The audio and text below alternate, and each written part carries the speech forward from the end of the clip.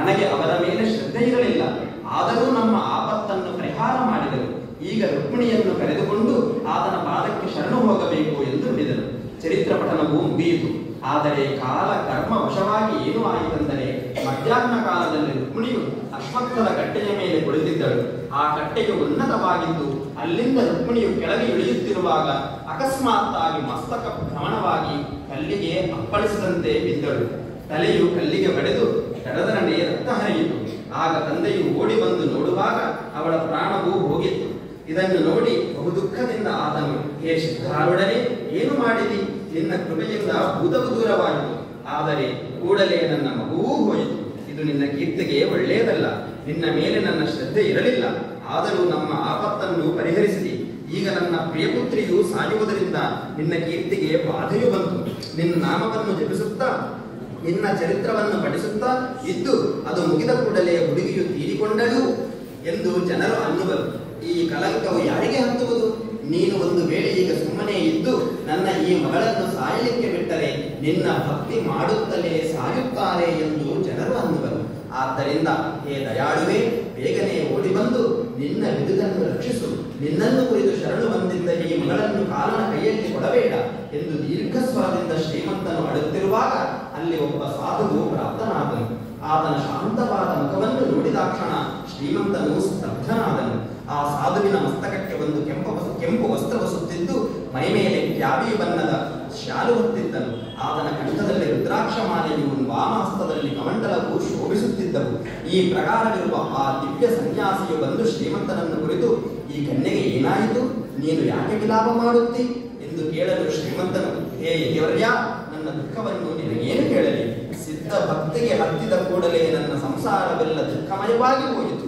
ಒಬ್ಬ ಸಾಧು ವಚನದ ಮೇಲೆ ವಿಶ್ವಾಸವಿಟ್ಟು ಈ ಹುಡುಗಿಯು 7 ದಿನಗಳಿಂದ ಸಿದ್ಧಚರಿತ್ರ ಪಾರಾಯಣ ಮಾಡುತ್ತಾ ಇರುವಾಗೆ ಕಡೆಗೆ ಇವಳ ಪ್ರಾಣವೇ ಹೋಯಿತು ಎಂದು ಅಂದ ಕಠೋರ ವಚನಗಳನ್ನು ಕೇಳಿ ಆ ಸಾಧುವು ತನ್ನ ಕಿವಿಯ ಮೇಲೆ ಕೈಯಿಟ್ಟು, ಶಿವ ಶಿವ, ಶ್ರೀ ಸಿದ್ಧಾರೂಢರ ಮೇಲೆ ದುರ್ಧರವಾದ ಅಪವಾದವು ಬರುವಂತಹದ್ದಾಯಿತಲ್ಲ.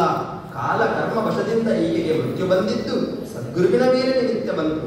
ಆತನ ಮೇಲೆ ನೀನು ದೋಷ ಹೊರಿಸಿ ನಿನ್ನ ಹಿತವನ್ನು ಕಳೆದುಕೊಳ್ಳುವಿ. ಆದರೆ ನನ್ನನ್ನು ಇಲ್ಲಿಗೆ ಕಳುಹಿಸಿರುವುದರಿಂದ ಆತನ ಎಷ್ಟು ದಯಾಳನಿದ್ದಾನೆಂದು ನೀನೇ ನೋಡಿಕೊ. ಹೇಳುತ್ತೇನೆ ಕೇಳು. ಭಕ್ತರ ಮೇಲೆ ಸಿದ್ಧನಾಥನಿಗೆ ವಿಶೇಷ ದಯೆ ಇರುವುದು. ನಿನ್ನೆಯ ದಿವಸ ಆತನಿಗೆ ಭೇಟಿಯಾದಾಗ ಆತನು ಹೇಳಿದ್ದು ಕೇಳಿ ನನಗೆ ಆಶ್ಚರ್ಯವಾಯಿತು. ನನ್ನನ್ನು ಕುರಿತು, ಬಾರಪ್ಪ ಯತಿರಾಯ, ನಾಳೆ ನೀನು ಒಬ್ಬಾಕೆ ಮರಣವನ್ನು ನೋಡುವಿ. ಅವಳ ಮುಖದಲ್ಲಿ ವಿಭೂತಿಯನ್ನು ಹಾಕಿ ಅವಳನ್ನು ಬದುಕಿಸು ಎಂದು ಆ ಸದ್ಗುರುನಾಥನಂದನು. ಆ ಸಮಯದಲ್ಲಿ ಅದನ್ನು ನಾನು ಕೇಳಿ ಚಕಿತನಾದೆ. ಆದರೆ ಆ ಮಾತು ಈಗ ನಿಜವಾಯಿತು. ಆ ಸಿದ್ಧ ಸಮರ್ಥನು ಸರ್ವಜ್ಞನಿರುವನು. ಆತನ ಕೃಪೆಯಿಂದ ಸತ್ತವಳು ಈಗ ಬದುಕುವಳು ಎಂದು ಹೇಳಿ ಆ ಯತಿಯು ತನ್ನ ಬಟವೆಯೊಳಗಿಂದ ವಿಭೂತಿಯನ್ನು ತೆಗೆದು ಬಲಗೈಯಲ್ಲಿ ಹಿಡಿದು ಆ ಮೃತ್ಯು ಹೊಂದಿದವಳನ್ನು ಕುರಿತು ಮಾತನಾಡುತ್ತಾನೆ.